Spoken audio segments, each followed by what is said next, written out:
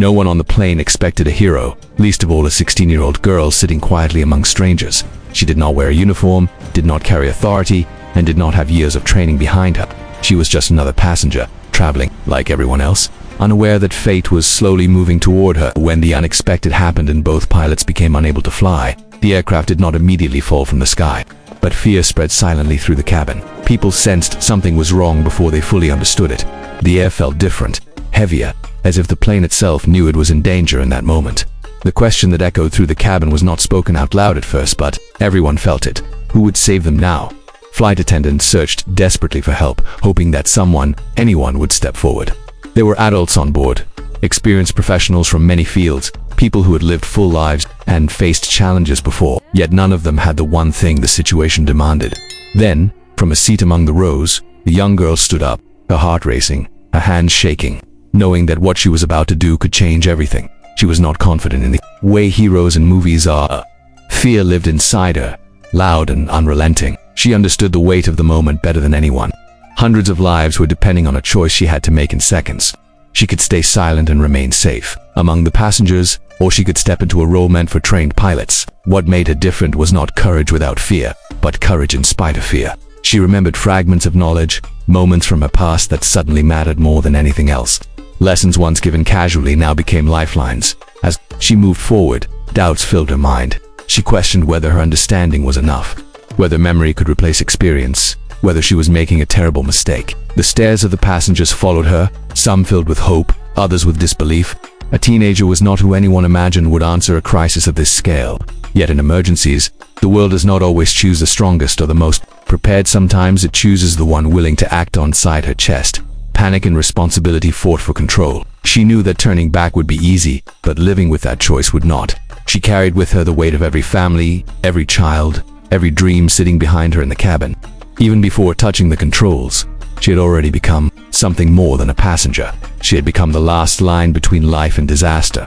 Her youth worked against her in the eyes of others, but it also gave her something powerful. She had not yet learned to believe that something was impossible simply because it had never been done before. She did not think in terms of statistics or probabilities. She thought in terms of survival.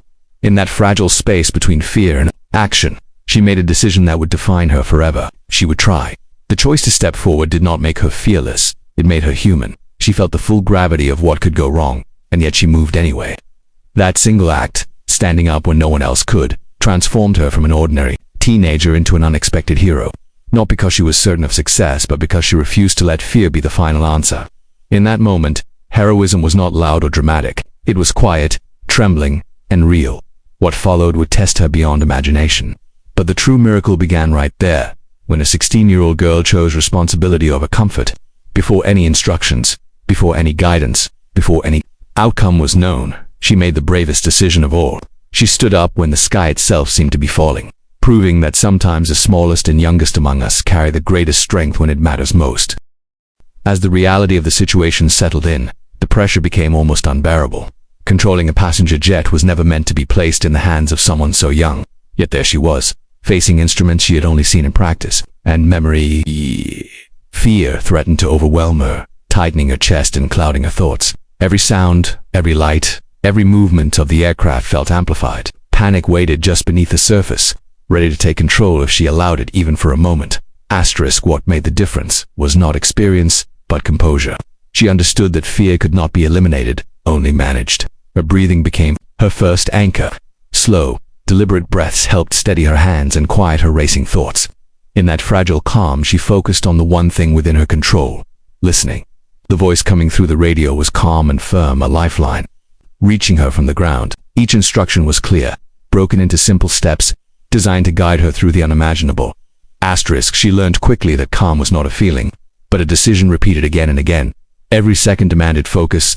Altitude, speed, direction, all had to be monitored constantly. Mistakes were corrected as soon as they appeared. When her hands shook, she tightened her grip just enough to stay steady. When doubt crept in, she pushed it aside and returned her attention to the instructions. There was no room for panic in the air, only action.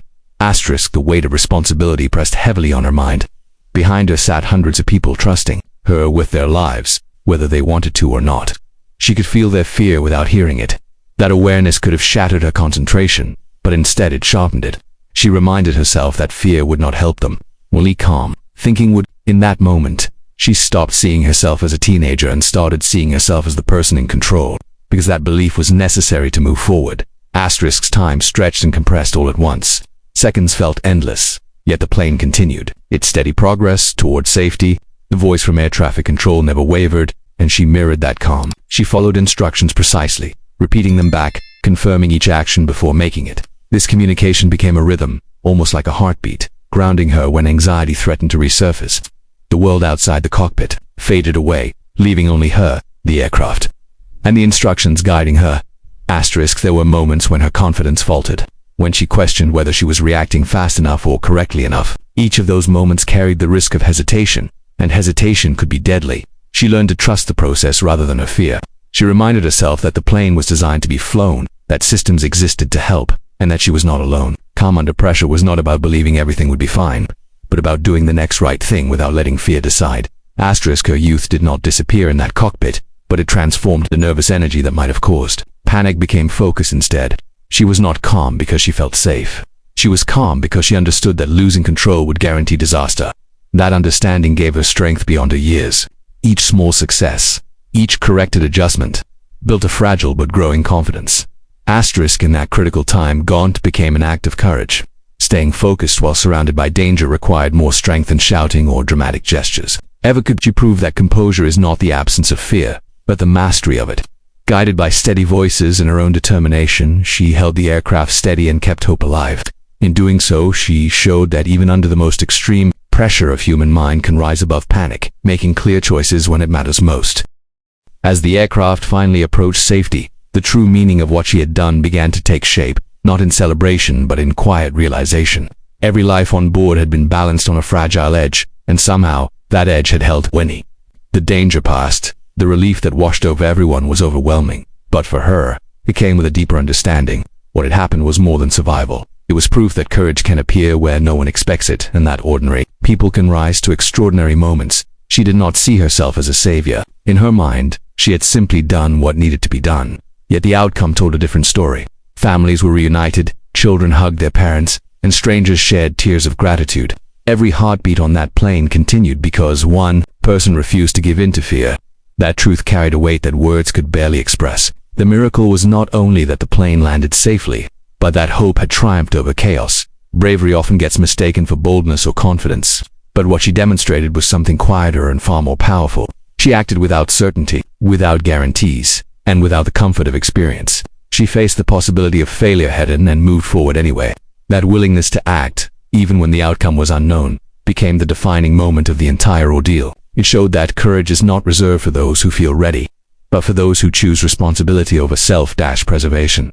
The lives saved that day were not numbers or statistics. They were stories that continued because of a single decision. People went home to unfinished conversations, future plans, and loved ones waiting for them. The ripple effect of her bravery extended far beyond the flight itself. Generations would exist, relationships would grow, and dreams would be pursued because a teenager believed that giving up was not an option. In the days that followed, the attention and praise surrounded her, but none of it truly captured the essence of what had occurred. The real impact lived in the quiet moments, in the realization that heroes do not always announce themselves. They are often unprepared, unsure, and afraid. What sets them apart is their choice to act when action is the hardest thing to do. Her story challenged the idea that strength comes from age, authority, or position. The miracle lay in the fact that she did not allow fear to define the ending. Faced with overwhelming odds, she chose persistence. Faced with responsibility beyond her years, she chose focus. Faced with the chance to step back, she chose to step forward. These choices, repeated again and again in critical moments, shaped an outcome that many would have thought impossible. Her courage reshaped the meaning of heroism. For everyone who heard her story, it reminded people that bravery can be quiet, that it can exist in trembling hands and uncertain steps. It does not require perfection, only determination. By trusting what she knew and refusing to surrender to panic, she became a living example of how inner strength can surface when it is needed most. In the end, the true miracle was not just the safe landing of a plane, but the reminder that humanity is capable of rising above fear. Her actions prove that hope can survive in the most dangerous circumstances and that one person's courage can protect countless lives. She walked away unchanged in appearance but forever transformed by what she had done. And the world, having witnessed her bravery, was reminded that heroes can come from anywhere, at any age, in the moments we least expect.